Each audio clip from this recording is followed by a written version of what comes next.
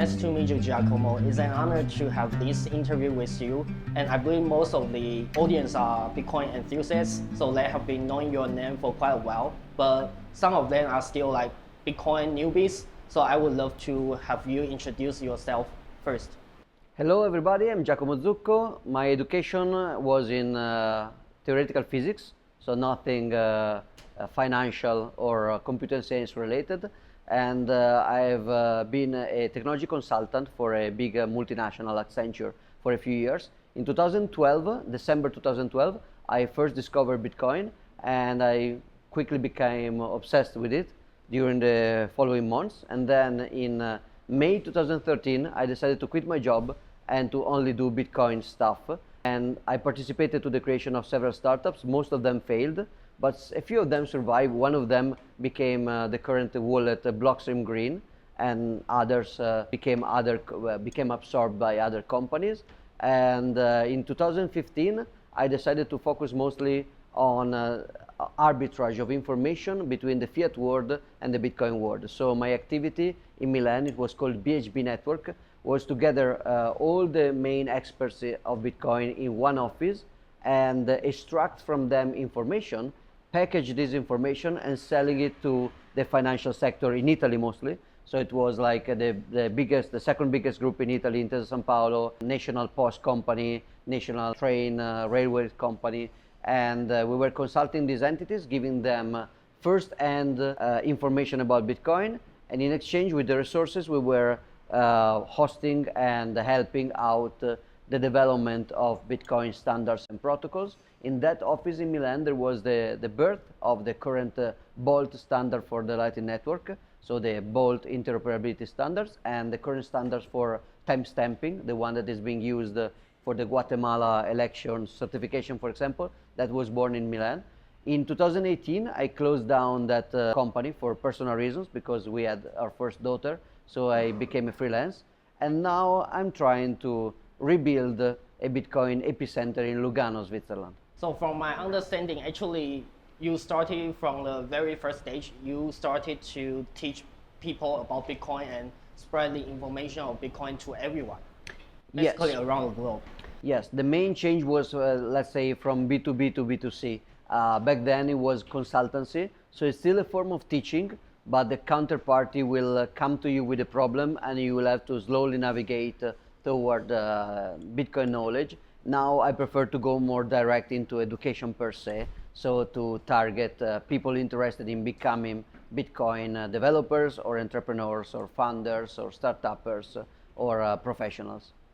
So I would like to know, like, right now you started your Bitcoin education. Actually, what's the core value or like key message you would like to convey to the generation? The key message is that we cannot teach you your trade, your job, your skill better than any fiat institution can do. If you want education about a specific hard topic, you can just go to the internet and have it for free, or you can access the fiat education system, the mainstream education system.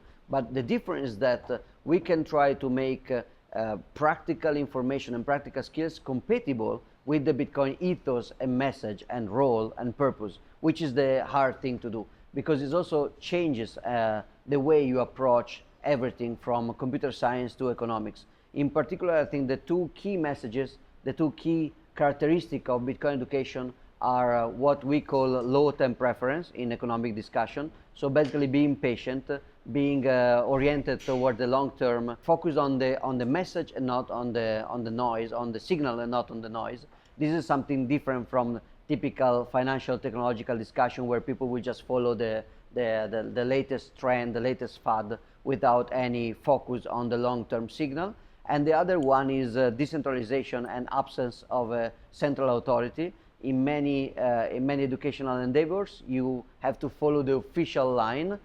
There will be the officially appointed expert, there will be the official company code.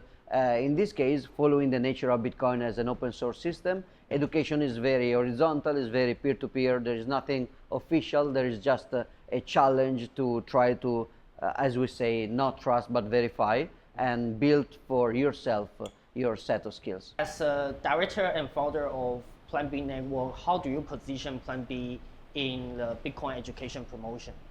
One of the key differentiation of what we want to do is not try to reinvent the wheel, but try to federate and put together and assemble and coordinate and attract into a game of synergy what already exists.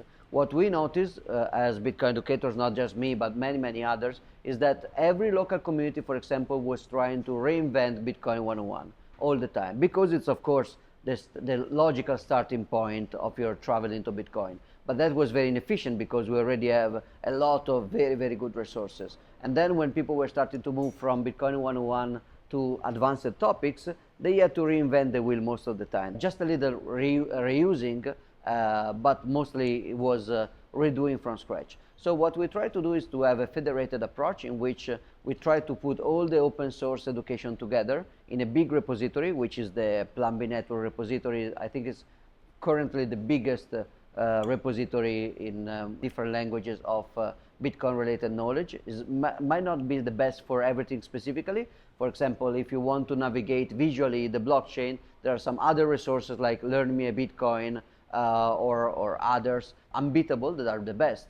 But what you try to have is a complete approach from economics to computer science, from orange peeling to advanced topics. So from the very first Bitcoin 101 beginning of the rabbit hole to the specific course about how to make a plugin on Core Lightning for RGB or whatever. So we try to go towards all the, or moving away from technology, moving to economics. We have a course about history of hyperinflation over all the fiat money that existed. So we try to be very broad, very complete, and especially to reuse things. We directly run two schools. One is the Plan B Tech School and one is the Plan B Biz School that is just about to start here in Taipei. But we also federate many other schools, so individual teachers can just use our platform to promote their own teaching styles or teaching priorities with our tools and instruments. So the platform is actually on your website and everyone can get access to it? Yes, of course, not everybody can pull their courses without any kind of moderation or control. So we keep control of most of the quality and the homogeneity of the teachings. So if you come to the platform, you can propose, actually you can go to the platform or even directly to the GitHub repository, and you can propose changes to every single course. You can propose addition, integration, and mostly we will accept it or just amend it and accept it as a typical open source repository. But the important thing is that everything is open source.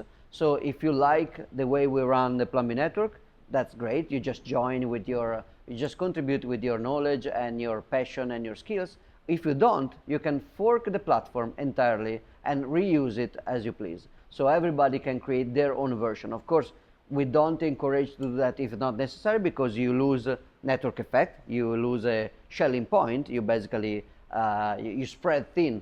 But if for some reason the way we manage the selection of the topics or the hierarchy of the topics is not of your liking, you can just take the code that that run the platform and just clone our website basically, and that's not only technically feasible but is also legally and ethically authorized. Like you said, there are actually a lot of courses on your platform, and there must be also a lot of Bitcoin educators.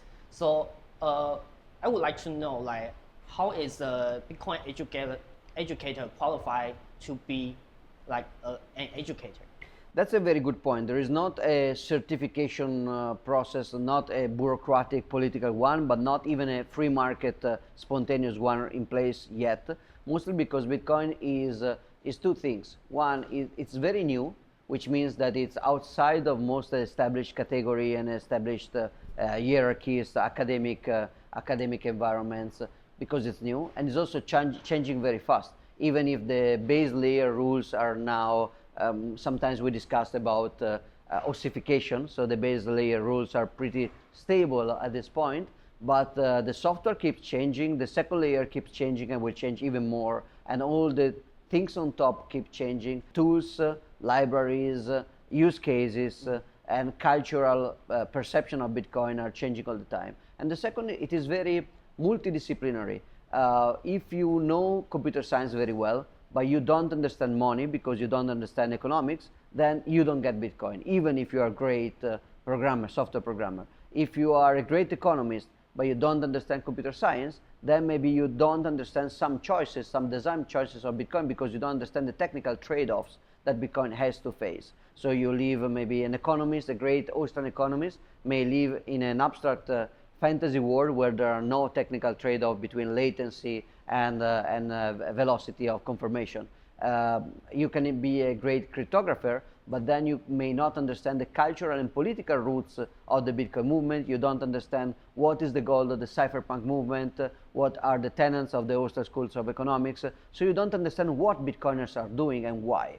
So we try to really cover all the aspects, because to be a Bitcoin educator, to some degree, you have to be more than a specialist. You have to be a polymath, at least to some degree.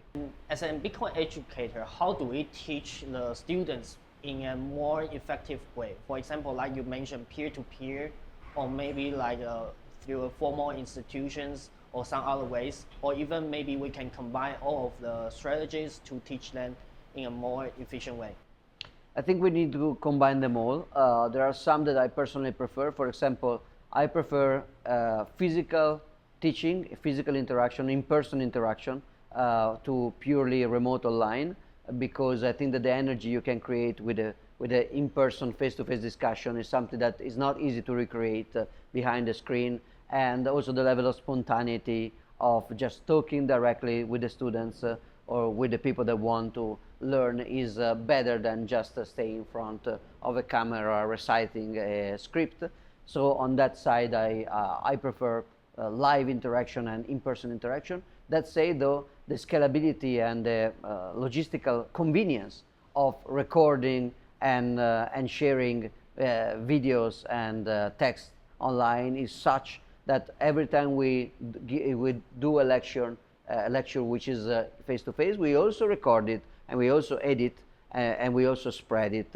Also because now with language models we can easily translate very effectively in many languages. There are some videos of me that have been recorded in Italian, but then translated with AGN. And some people wrote to me that was the first proper English speech that they heard out of me with a proper pronunciation. So I did a course for Salvadorian public servants in the government that was recorded in Italian and translated in perfect Spanish, also with the lip syncing and everything. So technology right now allows us to make a lot out of recorded material, and you can easily produce a lot of nice infographic videos and animations.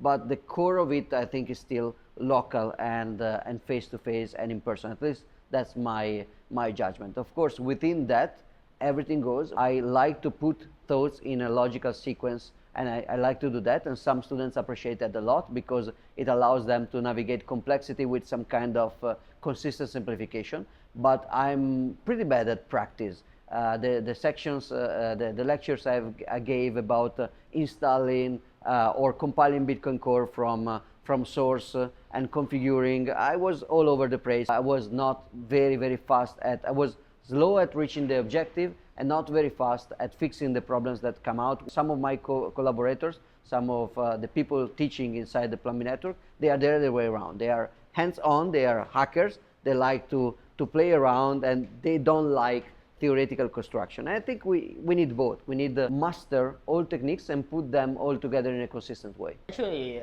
thanks to AI, like you can go to around the globe and teach like the government and everyone the Bitcoin.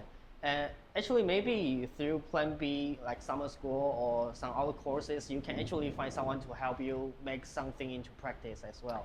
Yes, that's actually what we try to do. We are reusing many students as a teacher after the course. So many alumni become teachers themselves.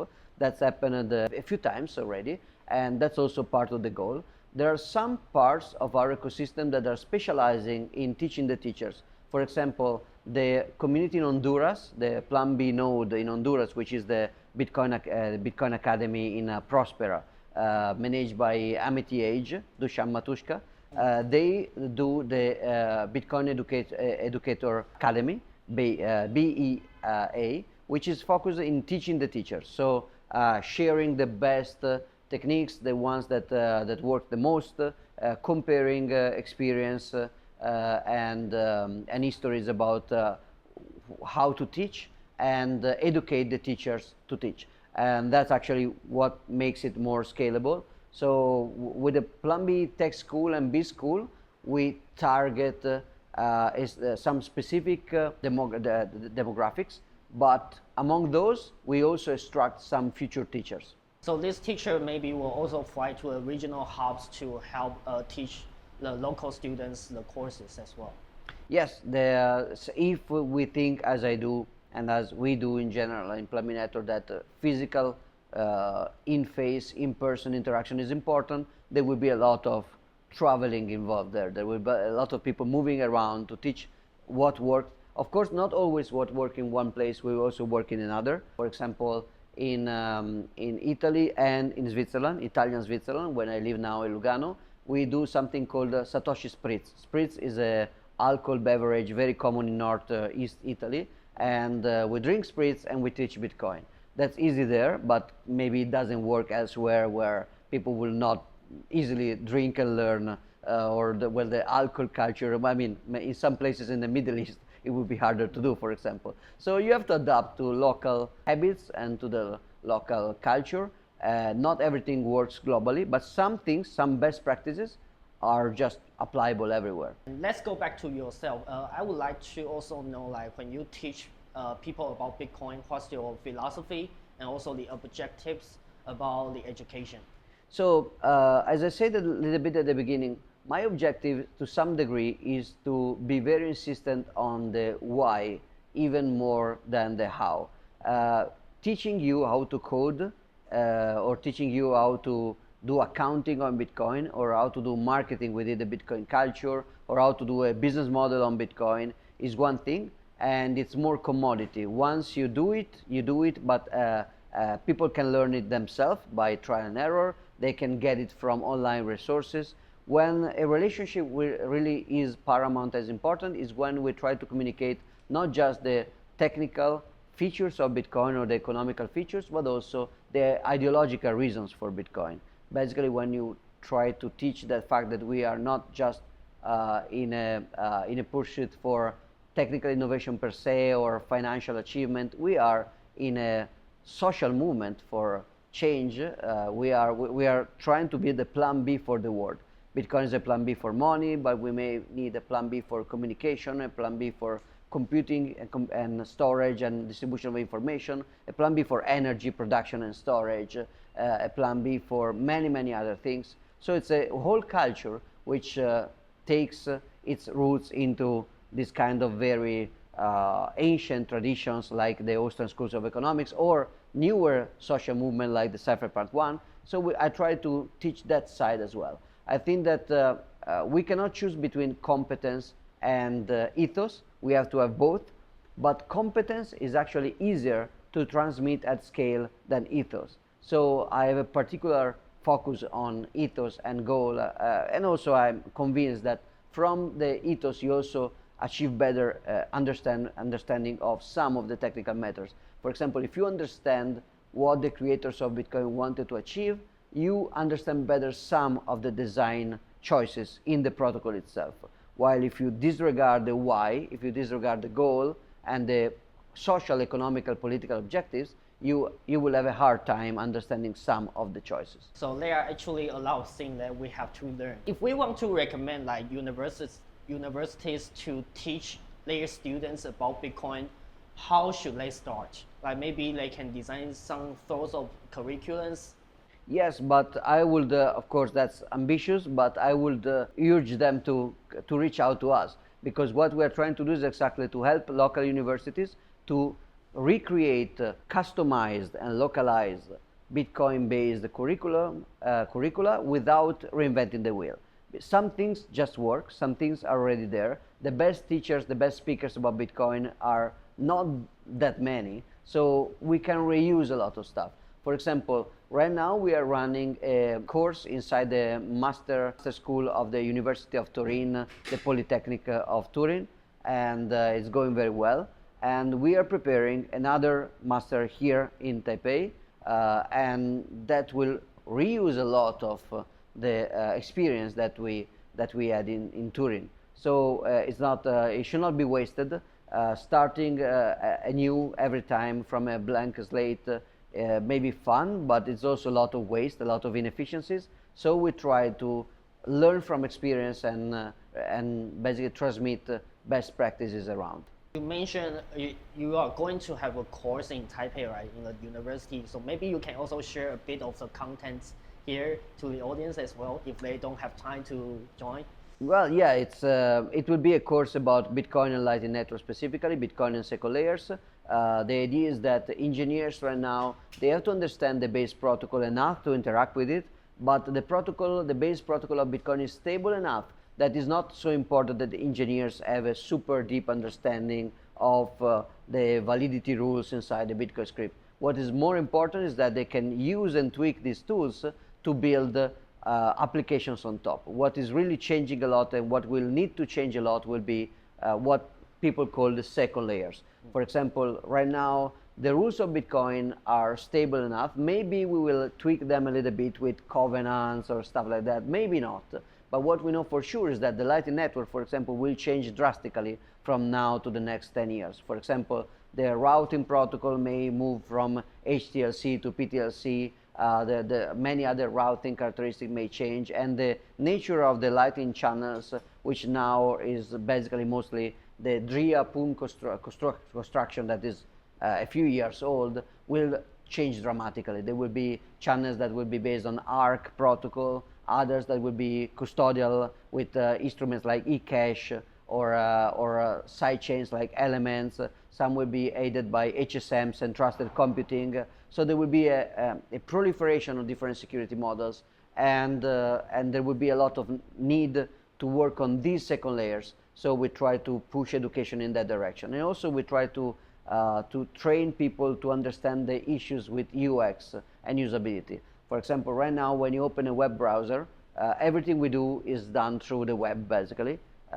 Most of the things we do, even machine-to-machine communication, can happen through JSON and the web standard, but the users mostly don't know the complexity of the TCP/IP protocol suite. They don't know exactly how IP version 4 or version 6 work, how a TCP connection is established, how the NAT in the router will create local addresses or global addresses. All this is abstracted away, and you just go to a browser and type a human readable address and you navigate, and eventually Bitcoin will have to get maybe not exactly like this, but close to this, and so there will be a lot of abstraction work to do on top of the protocol, and we try to push very strongly in that direction. Also, this is not an official statement, it's more like a desiderata. I think that Taipei specifically may actually be a good opportunity to try to teach new generations of hardware engineers to do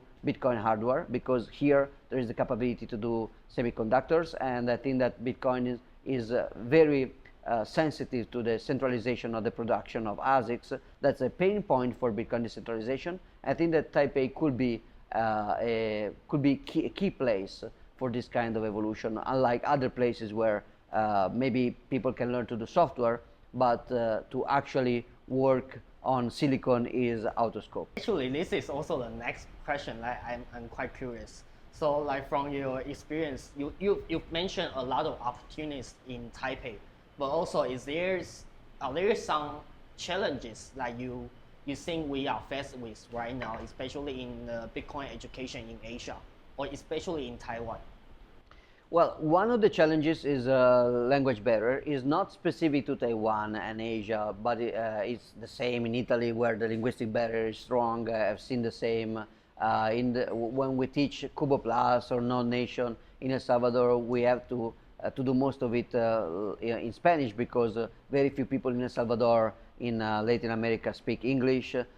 So there is a linguistic barrier. Internet elected the English language as the official language, as the lingua franca. So Bitcoin is a universal money, is a global money, and English right now is the global language.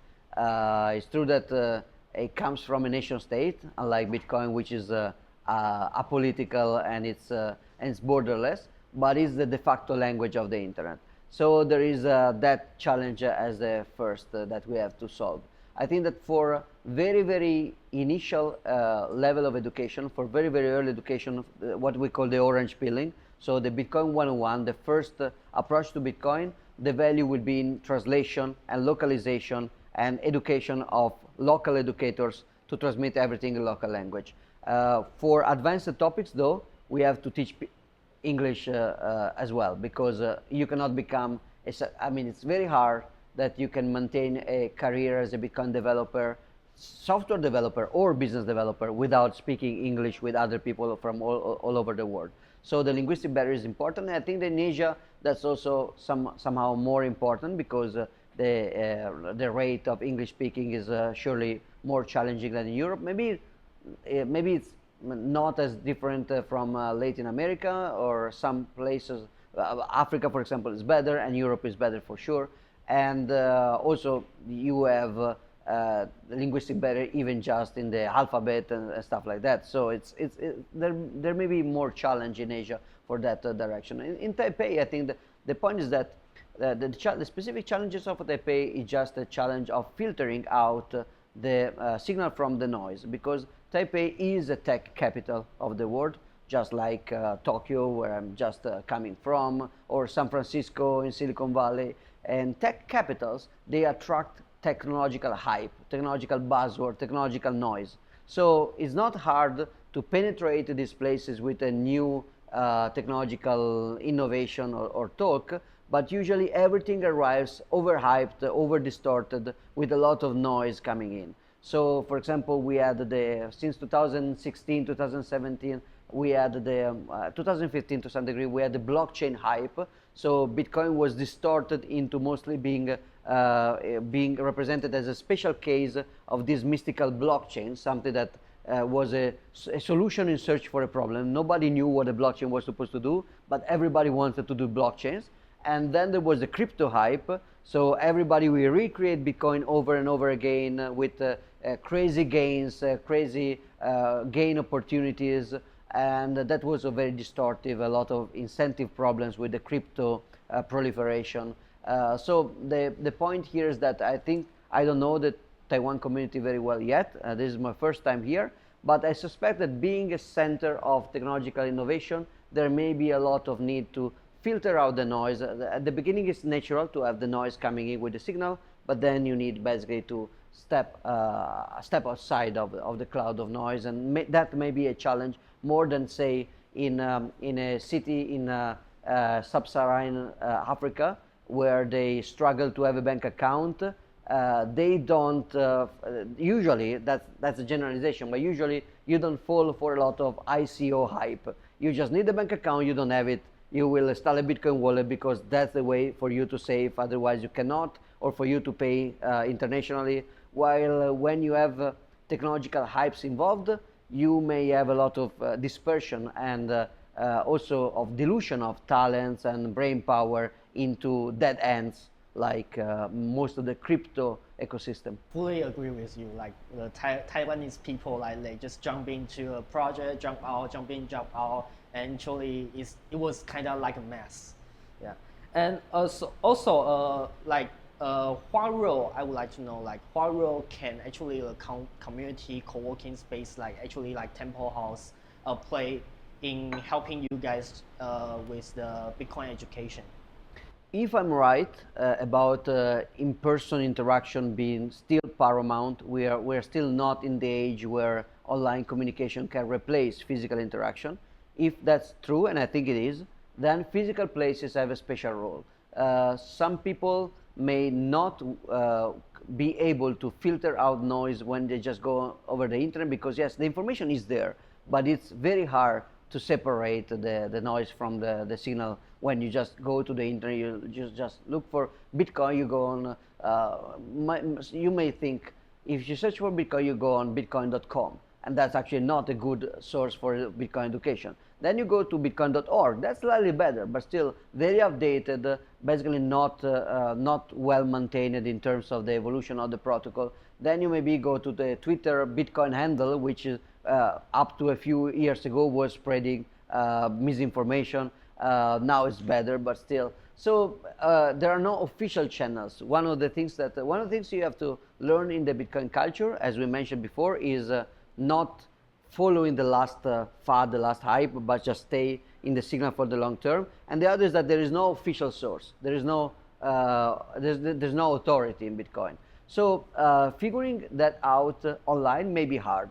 Now, in person, you may have the same problem. You can go to a physical place, which is just run by people that are filling you with nonsense or trying to sell you something. That's possible. But many people have better trust heuristics in person. Many people can, when they come to a place and they see people face to face, they can understand better. They can put in place their instinctive heuristic of trust, try to understand if somebody just want to sell you something, or if they are really putting their proof of work into trying to improve the tool Bitcoin or the culture Bitcoin. So I think that physical places are a place where you can build, well, we say don't trust, verify. That's not a realistic goal. That's an aspiration. You should verify as much as you can, but to some level, we do rely on trust. Even when you install a Bitcoin wallet, it could be open source and deterministically reproducible, but you will not reproduce it every time. You will just trust that somebody else may reproduce it, and so on and so forth. So trust is still important. We have not to trust blindly. We have to trust with a lot of adversarial mindset, with a lot of caution, because Bitcoin is a disruptive innovation that moves and touches a lot of economic interests. So there is always the need to be adversarial and not be complacent, not to be gullible. But if you are in a physical place, you can build a relationship of trust in a way that you cannot do online. This is like a paradox, because part of the origin of Bitcoin is inside the cypherpunk movement, the crypto anarchy movement, that was postulating exactly the opposite. Like, we will move from the physical interaction where there are power dynamics into the cyberspace where there is no violence, because nobody knows who you are, so nobody can come to your house to hurt you. So as long as we are anonymous or pseudonymous people interacting only online, we are free and we can build crypto anarchism. That was the idea. What I'm saying is a little bit in the other direction. Yeah, there is that, but in order to really maintain and develop this kind of crypto anarchist cypherpunk objective globally and online, we also need to trust somebody locally. So there is this like duality between the global borderless standard and software, and local tight trusted communities, which I think many people need in order to navigate inside the noise. It means that we actually have to leave a certain trust to the local partners and let them teach directly. Yeah, for example, something as easy as a local meetup, that's nothing new. Is something that people here and elsewhere already organize since here, but that's very important. We should have local meetups in local languages where we do meet people face to face, we start to recognize people, and we can build local trust, open meetups, and then we can have physical in-person classrooms that can be then recorded and streamed. Even conferences. Many people complain that Bitcoin conferences, you know, that there is a typical, it's very fashionable to complain about conferences. Business. Yeah, it's like, yeah, always the same people, always the same talks. That might be true. But for people that are starting their Bitcoin journey, having the same messages over and over again, if the messages are good, is actually not bad. And for people that are already inside Bitcoin since a long time, conferences are a great way to meet each other. Like for me, conferences are my schedule to meet my friends and my business partners, and we do off-sites of the Plan B Network company during conferences. We do business meetings, and we do personal meetings. We celebrate each other's birthdays. Some people got actually married inside within Bitcoin conferences. So it's a way for us. We're a global community, and conferences and meetups are big and small ways to meet physically, to meet in person, and to know each other and to cooperate with each other. The amount of emotional bandwidth you can create in a local in-person meeting is nothing you can recreate interacting on GitHub or insulting each other on X. I'm very excited about seeing a lot of happy things that going to happen in Taipei as well, with the Plan B network coming to Taipei as well. And actually, I think last month here actually at Temple House, we also have a Cyberpunk Taiwan event as well. Yeah. We are actually about to end this interview, but before we end, I would like to know if you can speak to the educators, the students, and also like the community co-working space owners, what call to action you would like to convey to them and let them know how they can help with the Bitcoin education. Well, first lesson of Bitcoin is decentralization. So don't wait for the authority to call you in and to give you a task. That's not how Bitcoin works. You just take responsibility, you just take the matter into your hands, and you just do stuff. You can just do stuff. So most Bitcoin educators or community organizers, they just started to do stuff without asking for any permission. We will try, check out Plan B Network. What we try to do is to provide local communities and educators with tools and material and content and experience. So we hope that it can help you. If it cannot, let us know why, what is missing. We just started. It's just, Plan B Network is pretty young, so we may adjust it a lot as we go. So reach out to us to understand how can we better serve the local communities, and just start to do stuff without asking for permission. And the second teaching, I know I'm repetitive, but I think it's very, very important. Be patient and aim to the long term and not to the short term. Don't trust the short-term hype and stay there for the long-term signal. I remember when I started, when I took the Milan Bitcoin meetup, me and my wife, we took the organization from the previous organizer that was tired, and we started to organize the meetups. And then in 2015, people were actually coming to us, trying to turn the Bitcoin meetup into a blockchain meetup, because they said that it was going to be a better marketing to attract more people.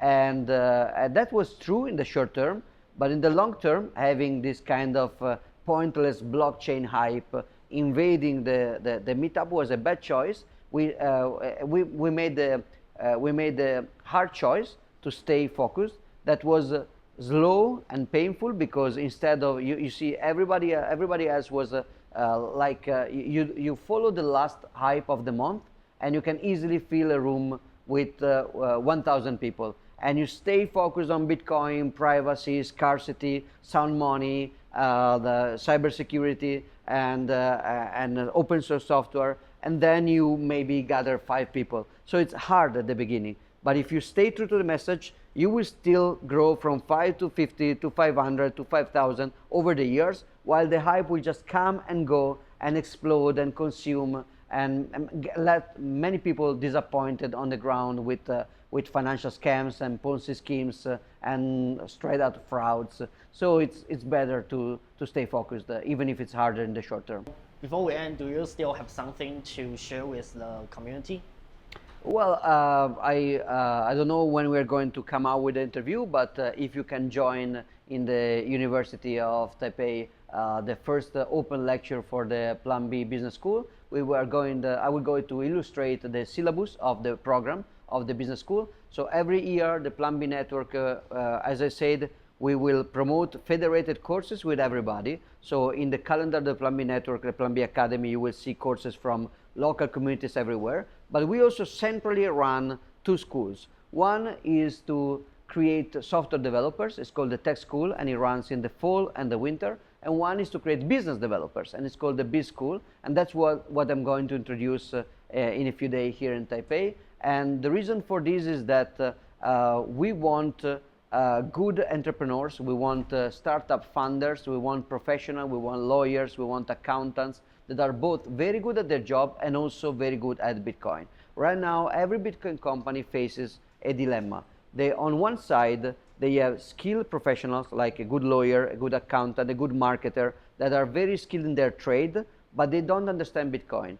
And that's problematic, because if they do marketing without understanding Bitcoin culture, they will mess up. They will touch the wrong message and alienate part of the community. If they do accounting without understanding the UTXO model, they will keep reasoning as they are dealing with bank accounts, which is totally different from the way Bitcoin works. So it's important. But on the other hand, Bitcoin companies can just use Bitcoin enthusiasts as employees or as startuppers. But that's also problematic, because Bitcoin enthusiasts, they may be very keen to follow the Bitcoin ethos and the Bitcoin culture, but they don't have a skill, they don't have hard skills. They may not be the best accountants or the best marketers. They may be amateurish, they may be non-professional. So what we need is to finally get these two things together. So what we try to do is to teach Bitcoin ethos and culture and purpose